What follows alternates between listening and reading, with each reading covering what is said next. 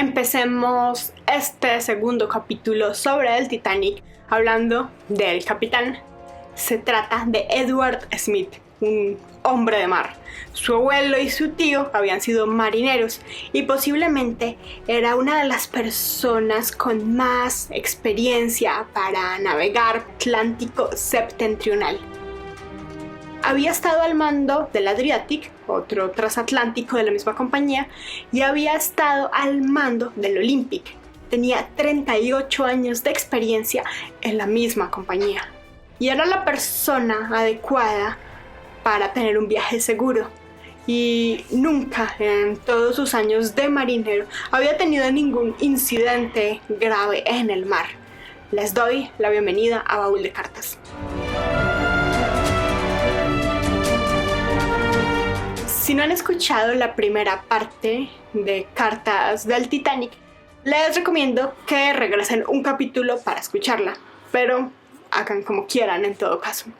En este capítulo ya no hablaremos del lujo, la fiesta, la comida, la opulencia, sino que hoy sentiremos el frío, la noche, el miedo y el fracaso.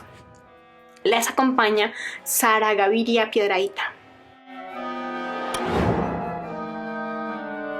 El Titanic hacía parte de la White Star Line, la compañía que hasta la fecha de hoy manda sus barcos de lujo al mar. Pero en 1911, su barco más famoso era el Titanic. El presidente de la White Star Line, de la compañía dueña del Titanic, quería a su hombre más experimentado a cargo, así que le pidió a Edward Smith que asumiera este viaje especial. Edward tenía para ese momento 62 años de edad y él aceptó, dijo que sí, que bueno, pero que ese era su último viaje porque él ya se quería retirar. Así como Edward Smith, el resto de los oficiales fueron seleccionados para el viaje por su capacidad, por su experiencia a la hora de navegar. Era la última noche del Titanic. Era la medianoche, cuando Edward Smith ordenó al comandante Joseph Vauxhall que hiciera una revisión de la parte delantera del barco, porque sospechaba que algo no andaba muy bien. Vauxhall vio la vuelta y vio todo normal, pero en el camino se encontró al carpintero y el carpintero le dijo: este barco se está inundando. Vauxhall tiene un papel importante en todo lo que fue la sobrevivencia de los pasajeros. En ese momento, él lo que hizo fue lograr sacar la ubicación precisa del Titanic, con la que se pudieron enviar señales de socorro. Vauxhall también logró identificar que había una embarcación más o menos cerca del Titanic y trató de alertarles que estaban en peligro con código Morse y con bengalas artificiales. Aunque gran parte de la tripulación del Titanic fallecieron, algunos como Joseph Vauxhall sobrevivieron. El comandante Vauxhall sabía mucho de navegación y a él se le encargó guiar los botes salvavidas. Él se subió al salvavidas número 2 y lo bajaron de babor con 18 personas a la 1:35 de la mañana. Aunque en el salvavidas cabían algo más de 60 personas, él bajó con 18 personas porque él tenía mucha prisa. Él necesitaba ir adelante para guiar al resto de los botes y también tenía mucho miedo de que cuando se hundiera el Titanic creara como un efecto de succión y arrastrara a los barcos salvavidas, a los botes salvavidas. Vauxhall había alcanzado a ver que había un barco cerca, el Carpathia, y fue dirigiendo los botes salvavidas hacia ese barco. En la siguiente carta recuerda el suceso y también las consecuencias que tuvo para el resto de su vida.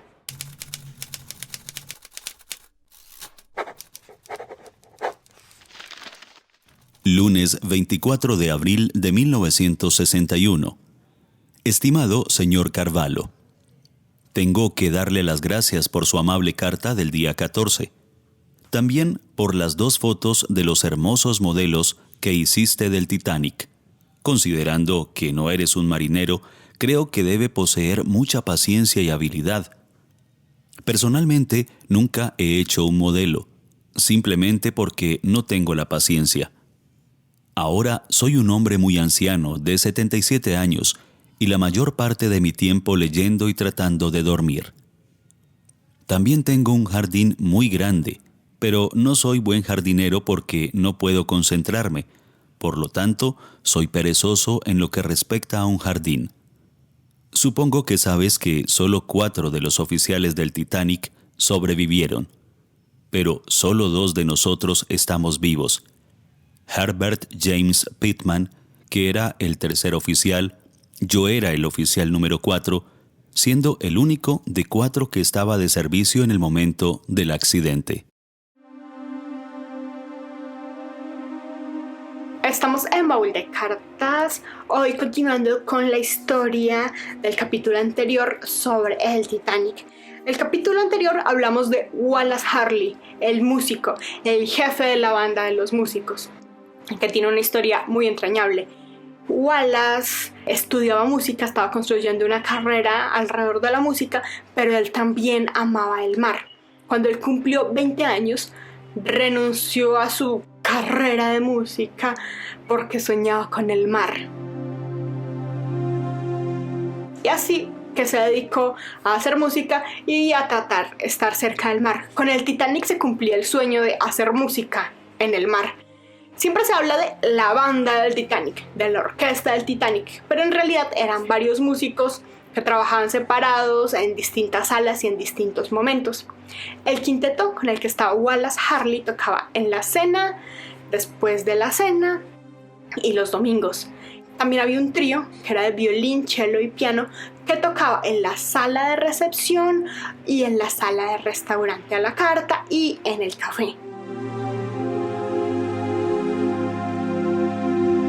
Poco después de medianoche, cuando los botes salvavidas estaban siendo cargados, Wallace bajó al salón de primera clase, que era donde trabajaba, donde muchos de los pasajeros estaban tratando de bajar y de subir a los botes salvavidas.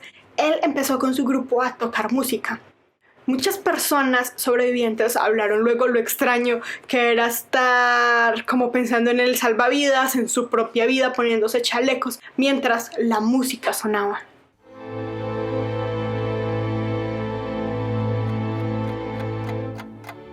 Más tarde, a medida que más y más personas empezaron a darse cuenta de la gravedad de la situación, comenzaron a subir a la cubierta del barco, donde Wallace Harley también subió, y él reunió al resto de los músicos cerca y en la cubierta continuaron tocando. Como les había dicho, los músicos trabajan en distintos lugares y a distintas horas dentro del Titanic, y en esa noche, en ese momento, por primera vez estaban tocando todos juntos.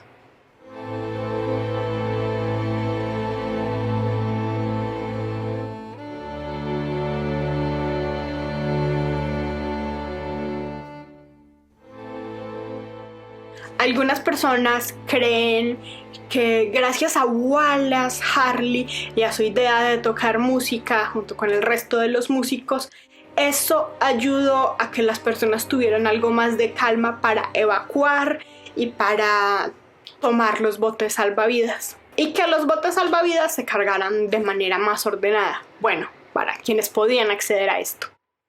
La banda y Wallace Harley en particular han sido representados como héroes en varios momentos, en canciones, en libros, en películas, por seguir tocando en el Titanic cuando este se hundía. Harley y los otros músicos se hundieron en el barco, haciendo música todo lo que pudieran. El cuerpo de Wallace Harley fue recuperado más tarde, fue llevado a su ciudad natal, donde recibió un gran funeral. Si quieren escuchar la carta de Wallace Hartley, si quieren escuchar sobre su novia, sobre su violín, en el capítulo anterior leímos esa carta.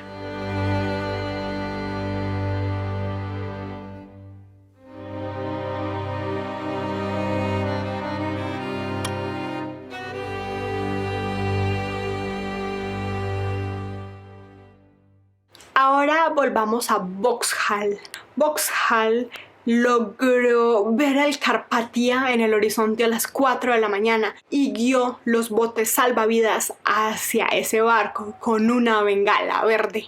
El Carpathia era otro transatlántico menos lujoso que también transportaba pasajeros y este barco recogió a los sobrevivientes del Titanic. Era un barco que no iba muy rápido, que no iba a una máxima velocidad, y cuando supo del accidente que estaba teniendo el Titanic, él se dirigió a toda la velocidad que le podía permitir el barco. Después de ser recogidos por el Carpathia, Vauxhall y los demás sobrevivientes llegaron a Nueva York el 18 de abril, pero una vez llegaron, ya se habían abierto investigaciones sobre el hundimiento, sobre las personas fallecidas, y Vauxhall pues fue a dar su testimonio, a rendir declaraciones, y él y el otros sobrevivientes fueron puestos, digamos, en libertad y regresaron a Inglaterra el 2 de mayo. Pero cuando regresan a Inglaterra, primero el miedo de volverse a subir otra vez a un barco, y segundo, tenían que asumir la investigación británica sobre el hundimiento. Y Vauxhall era quien daba todos los detalles de los botes salvavidas, del hundimiento del Titanic, de las alarmas sobre los bloques de hielo. La mayoría de los miembros de la tripulación del Titanic aceptaron el destino, aceptaron el accidente y sabían que se iban a hundir con el barco. Vauxhall fue uno de los que sobrevivió porque le estaba guiando los botes salvavidas. Pero el oficial sobreviviente con más alto cargo fue Charles Lightoller. Él cuenta cómo la tripulación fingía que estaba muy calmada y paseaba por los pasillos para no asustar más todavía a la gente. Y cuenta cómo, a pesar de las circunstancias difíciles, de la angustia, ellos paseaban saludando a la gente y se saludaban entre sí cuando se cruzaban por los pasillos, para que la gente pudiera tener la mayor calma posible en ese momento.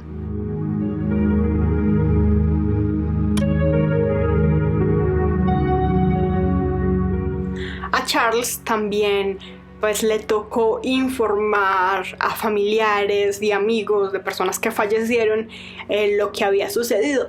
Y la siguiente carta, la que vamos a escuchar a continuación, es una de esas cartas donde él le cuenta a alguien que murió, el amigo que tenían en común.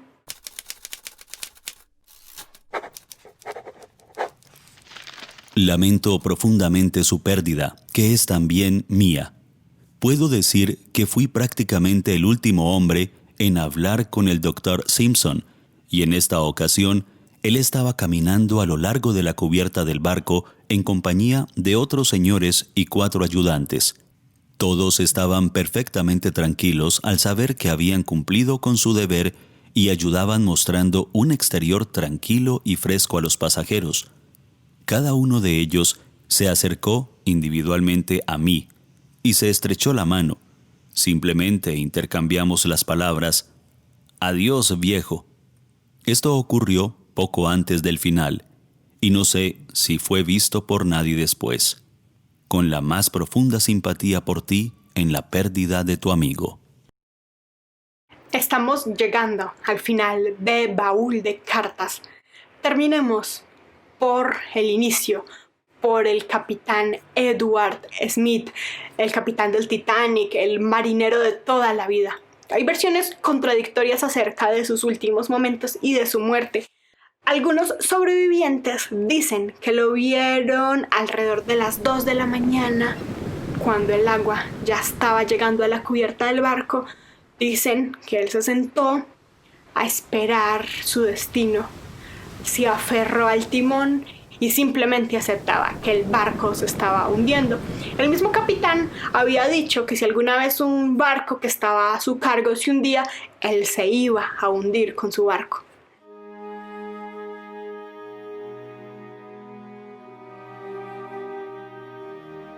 El New York Herald, en su reporte sobre el Titanic, recoge un testimonio sobre el capitán que dice lo siguiente.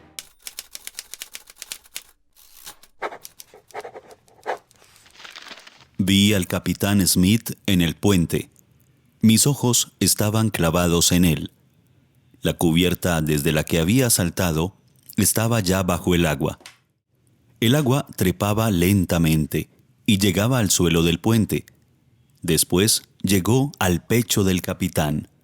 No lo vi más. Murió como un héroe. No está muy claro cómo murió el capitán Smith en este viaje que él pensaba hacer antes de retirarse del mar. Pero lo más probable es que se hundió aferrado al timón con el barco.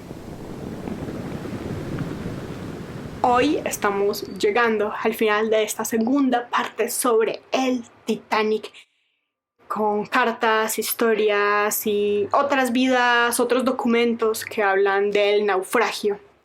El Titanic hoy quedó como un registro bajo el agua, pero el tiempo, la presión cada vez lo llevan más a las profundidades. Y también se sabe de una bacteria que se adhiere al hierro y que en algún momento va a terminar desintegrando por completo el barco.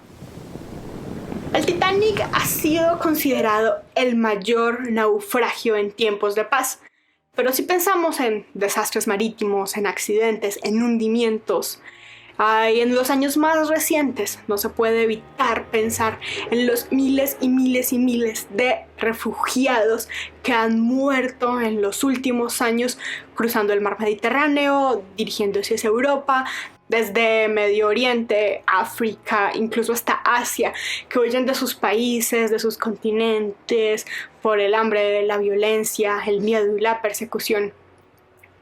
Y así hoy en día la tecnología permita viajes más seguros y se hayan disminuido las vulnerabilidades, la guerra y la violencia siguen latentes.